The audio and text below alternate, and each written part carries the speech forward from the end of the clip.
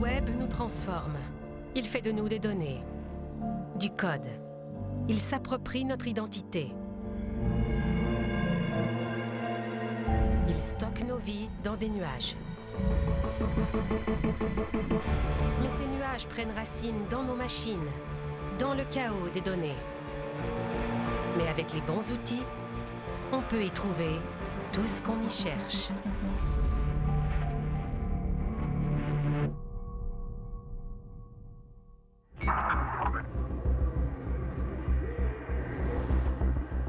On vit dans une société barbare. On règle encore tous les problèmes par la violence. Mais certaines personnes en ont assez. Si on posait des questions, ils nous regardaient de travers. Ils tenaient à ce qu'on reste ignorant. Mais un jour, j'en ai eu assez. Et j'ai décidé d'aller faire un tour sur Internet. Internet permet au pouvoir établi de nous contrôler comme jamais auparavant. Mais c'est une arme à double tranchant. Ils pensent pouvoir nous dominer.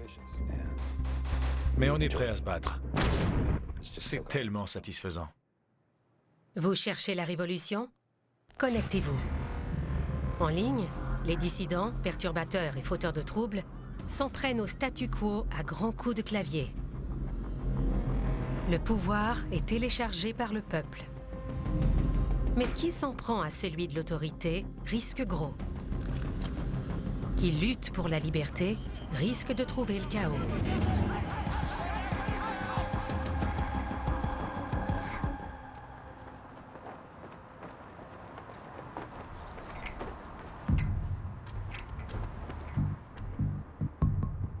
Au cours des 2 derniers siècles, on a vu s'agrandir l'État policier.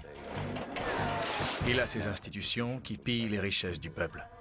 L'État harcèle, il bat, il tue.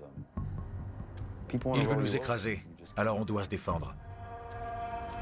Dans un entrepôt en périphérie urbaine, Cody Wilson prépare une action radicale.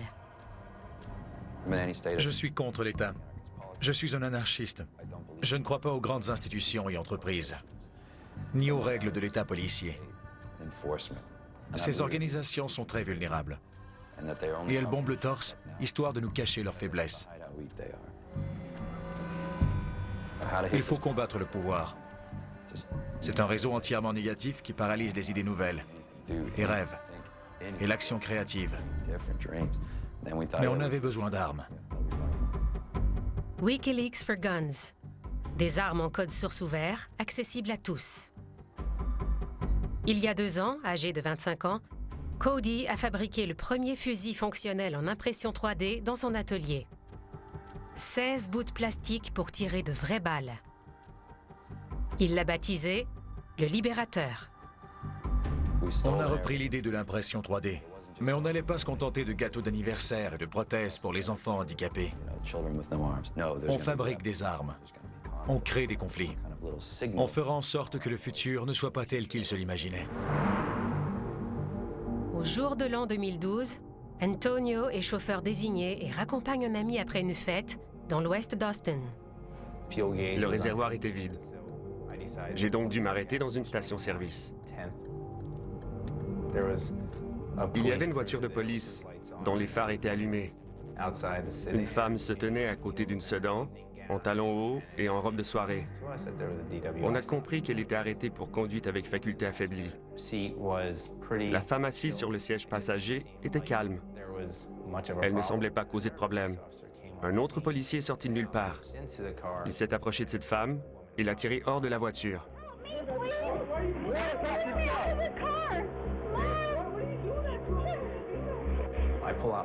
J'ai sorti mon téléphone dans le but de prendre une photo.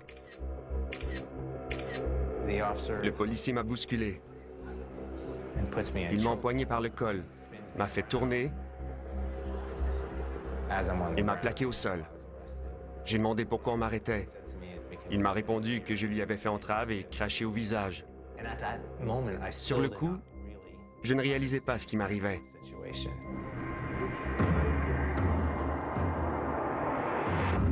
Il faut savoir défendre ses convictions. Mais cela peut nous mener à un point de non-retour et bouleverser toute notre vie. Du plus loin que je me souvienne, je me demande qui a dit telle chose et comment on sait telle autre.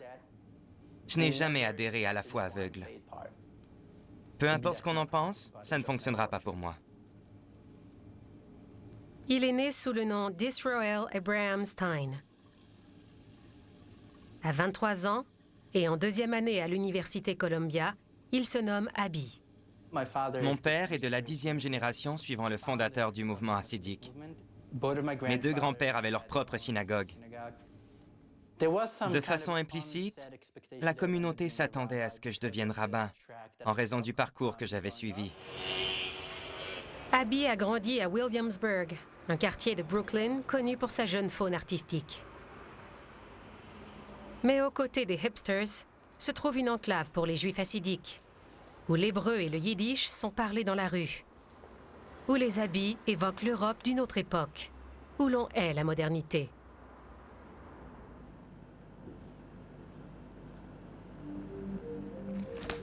Enfant, je n'avais pas conscience de nos différences. Je pensais que tout le monde était juif et ultra-orthodoxe. Je n'aime pas cette idée de séparation. On nous interdit de parler anglais. Il faut s'en tenir au yiddish. C'est moi qui fais semblant de prier à 2 ans. La plupart du temps, j'étais un bon garçon obéissant. Mais dans ma tête, je doutais de tout. Le concept d'âme, les origines de la Bible, celle des différentes lois du judaïsme. Mais cette attitude est proscrite. Elle n'est pas acceptée. Tout le monde ne pense pas ainsi dans le monde hassidique. Les Lubavitch, une autre communauté hassidique de Brooklyn, gèrent Shabbat.org, la plus forte présence en ligne du judaïsme dans le monde. À leurs yeux, Internet est un véhicule pour la foi. Mais ailleurs, à New York, il y a 3 ans, 50 000 hommes hassidiques se rassemblaient dans un stade de baseball pour se prémunir contre les maléfices du web. Et la méfiance est encore plus vive en ligne. En parcourant les médias sociaux, on peut voir des juifs orthodoxes qui exigent qu'on brûle les téléphones ou qui détruisent des appareils sur YouTube.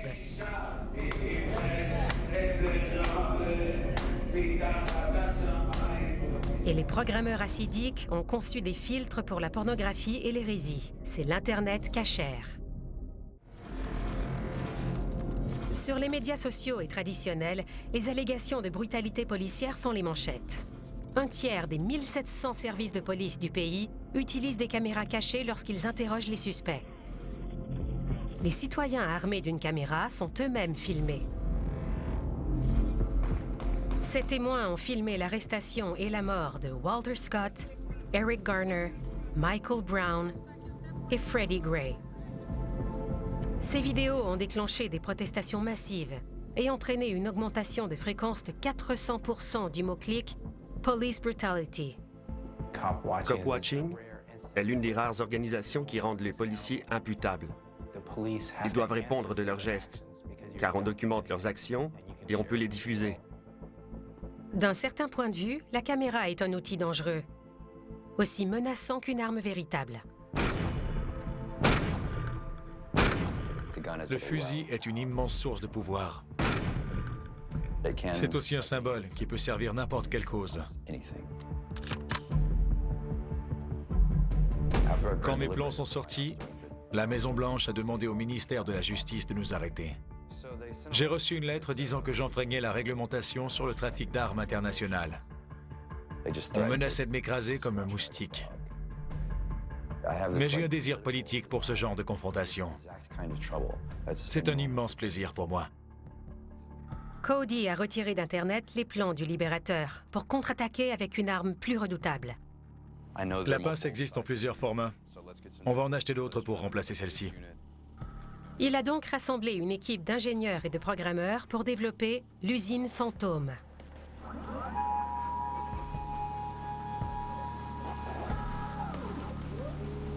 Okay. Works for me. L'appareil est contrôlé à distance par ordinateur. C'est une petite boîte de métal très simple, accompagnée d'un logiciel qu'on peut programmer pour automatiser certaines tâches. Et il se trouve qu'un fusil, c'est facile à fabriquer. L'usine Fantôme est vendue avec ces logiciels. On lance l'application et le tour est joué. On regarde la machine faire tout le travail, puis on la nettoie avant d'assembler le fusil. Toutes les pièces d'un fusil sont en vente sur Internet, même celle qui contient le mécanisme de mise à feu. Mais sans permis de port d'armes, on ne peut se procurer que des pièces non finies. D'où l'utilité du Ghost Gunner. Il est en vente sur le site de Cody pour 1 500 $. On n'a plus qu'à insérer la carcasse dans l'appareil et 2 heures plus tard, la finition est terminée. Au lieu d'un pistolet en plastique, on obtient un vrai fusil d'assaut AR-15. L'arme idéale du militaire américain, impossible à retracer. Les fusils non enregistrés qui circulent de façon illicite, on les appelle des fantômes. Personne ne sait rien d'eux. Vous pouvez en fabriquer n'importe où, puis les distribuer à vos amis et dans votre entourage. Il y a 500 usines fantômes qui circulent au pays en ce moment. Ce sont de petites fabriques d'armes à feu pour le peuple. Ni vu ni connu. Quand je publie mes données dans le domaine public, le gouvernement ne peut absolument rien y faire. Ni l'industrie militaire, le ministère de la Défense, ni celui de la Sécurité intérieure. Ils sont impuissants. Ils ne peuvent rien faire contre nous. Je suis encore en liberté. Les armes fantômes de Cody n'ont encore tué personne. Mais chaque année, 1/3 des meurtres par balle sont commis avec des armes illicites achetées sur le web invisible, au prix de 8 bitcoins, soit 2 600 $. Ces nouveaux échanges transparents, sans aucune censure, ont quelque chose de libérateur et de terrifiant. Tous ces questionnements me rendaient anxieux. Je craignais surtout que mes réponses ne soient pas compatibles avec la vie de la communauté. Les attentes du groupe sont extrêmement claires et personne ne les remet jamais en cause. On se marie, on n'utilise aucune contraception, puis on a des enfants. Voilà ce qu'on attend de nous. Juste après mon mariage, j'ai recommencé à me poser des questions. Y a-t-il un Dieu? Cette question me rendait fou, car j'étais apparemment le seul à me la poser. J'étais le vilain petit canard. Je savais qu'un de mes amis avait une tablette. Un jour, je lui ai emprunté l'appareil pour quelques jours. J'ai ensuite repéré une toilette publique dans un centre commercial qui offrait le Wi-Fi. J'y suis allé plusieurs jours de suite. Imaginez que vous naviguez pour la première fois. 82 millions de vidéos, 100 millions de gigaoctets de données, 60 trillions de pages. Le deuxième jour de mon exploration, j'ai trouvé une chaîne YouTube israélienne. On y résumait la théorie de l'évolution, la biologie et encore un tas d'autres choses. J'ai été profondément secoué par tout ça. J'ai discuté par courriel avec des gens très religieux. Je leur ai demandé s'ils pouvaient me convaincre de l'existence de Dieu, sans faire appel à la foi aveugle ou au mystère divin. La réponse fut non. C'est à ce moment-là que j'ai pris ma décision. Beaucoup de gens, lorsqu'ils imaginent une société sans police, pensent que ce serait le chaos et l'anarchie. Cop Watching propose une vision bien différente. On attend encore quelqu'un? Non, tout le monde est là. J'ai créé un groupe de vigiles citoyens quelques mois après mon arrestation. Et on a décidé de s'organiser collectivement afin de lutter contre la violence institutionnelle. On prend une voiture et vous prenez l'autre. D'accord. Qui assure la communication entre les deux? Quand j'étais à l'école primaire, les policiers de mon quartier nous donnaient des cartes à collectionner. Ils étaient très gentils et connaissaient nos prénoms. Mais les choses ont changé quand j'ai eu 16 ans. Ils me prenaient pour un gangster. Je viens d'une famille de policiers. Je sais que la police était imparfaite il y a 30 ans, Mais depuis, les choses ont vraiment viré au cauchemar.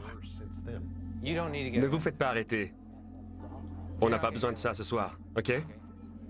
La police de Houston a tiré à bout portant dans la tête d'un double amputé. Comment en est-on arrivé là? Peut-on faire marche arrière? Vous y allez en premier, et ensuite vous deux. Il est droit devant. Toi et moi, on garde l'œil sur lui et sur nous. Vous êtes prêts? À 22h, Antonio et son équipe s'en vont patrouiller. Ils arpentent la ville en quête d'activités policières. Ils captent la radio de la police par Internet et pistent les agents grâce à une application qui indique où se sont arrêtées les voitures. Je crois que c'en est un. Oui, les policiers se sont arrêtés ici. Dans ce cas, il faut les appeler. La plupart du temps, c'est le calme plat. Mais qu'importe. Si la police est en patrouille, la vigile l'est aussi. À force de patience, elle découvre parfois des événements majeurs. 3 suspects, l'un d'eux est armé. Bien reçu. Ils sont partis vers le nord? Ça y est, ils sont là.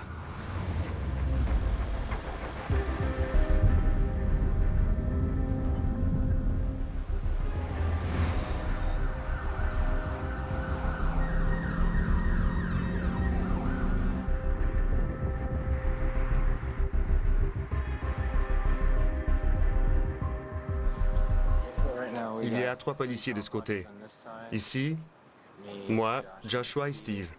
L'équipe de vigiles vient de se jeter au cœur de la mêlée, entre la police d'Austin et un suspect prétendument armé. Pour le moment, les policiers semblent accepter d'être filmés. Vous avez un suspect pour cet incident? Nous avons un suspect et on est en pleine discussion avec lui. On préfère quand les policiers ont des comportements respectueux. Mais en revanche, quand l'un d'eux fait preuve de brutalité ou d'abus de pouvoir, on doit documenter les faits. Malgré les risques, il est légal de filmer des policiers en exercice. Mais la frontière est mince entre filmer et entraver la justice. Et Antonio n'hésite pas à l'attester. Depuis le 1er janvier 2012, on m'a arrêté 6 fois. On m'a accusé d'entrave aux policiers parce que j'ai filmé des agents civils. En 2013, ils m'ont arrêté à Gonzales, au Texas, pour avoir envoyé paître un policier. Je n'ai aucun respect pour ceux qui croient que les badges leur donnent le droit de déshumaniser les autres. 24 heures plus tard, l'équipe d'Antonio est au centre-ville pour patrouiller à pied dans le quartier. Chaque soirée est une occasion de défier l'autorité. La police est une institution corrompue à l'extrême. Il faudrait l'abolir, car on ne peut pas la réformer. Il faut imaginer des solutions de rechange. Mais on va devoir brasser les choses. Hey, check this out.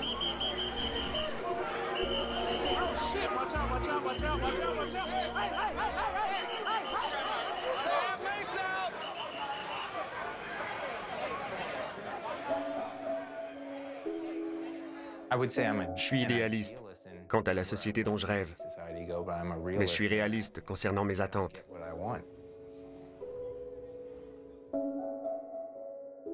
Le parcours a été très dur, extrêmement dur. Mais Internet m'a finalement sauvé la vie. Les gens se rencontrent, ils se découvrent et sont libres de partager leur hérésie. Tout ça m'a permis de constater que je ne suis pas fou. Sur Facebook, Abby a découvert la communauté Off the Derrière, qui signifie hors du sentier. C'est un groupe fermé, dont les membres se connectent de façon anonyme pour former une communauté d'affinités et des forums de discussion. J'ai participé à une révolution. Il y a des moutons noirs dans toutes les familles. J'ai commencé à lire sur la philosophie juive libérale et j'en conclus que le judaïsme est une belle invention de l'homme. Abby récite encore les prières. Mais il a troqué l'assidisme pour le temple juif du Renouveau, dans l'ouest de Manhattan. On l'appelle parfois la synagogue hippie. J'adore cette énergie et cet environnement. Tous ces gens qui dansent. Ça a merveilleusement changé ma vie. Bref, j'ai enfin réalisé mon rêve.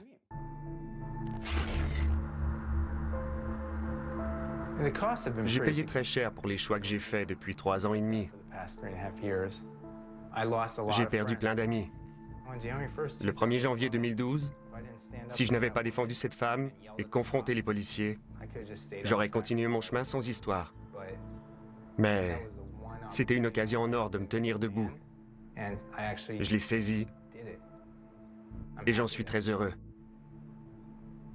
Internet est un incubateur pour toutes les rébellions. On y échange des idées qui font trembler le statu quo. Cela peut nous plaire ou non, selon notre idée du progrès. Les idées ne doivent pas rester dans les livres poussiéreux. Et je veux en imposer une. Quand un gouvernement craint le peuple, c'est la liberté. Quand le peuple craint ses dirigeants, c'est la tyrannie. J'ai un message pour le peuple et les générations à venir. De rien.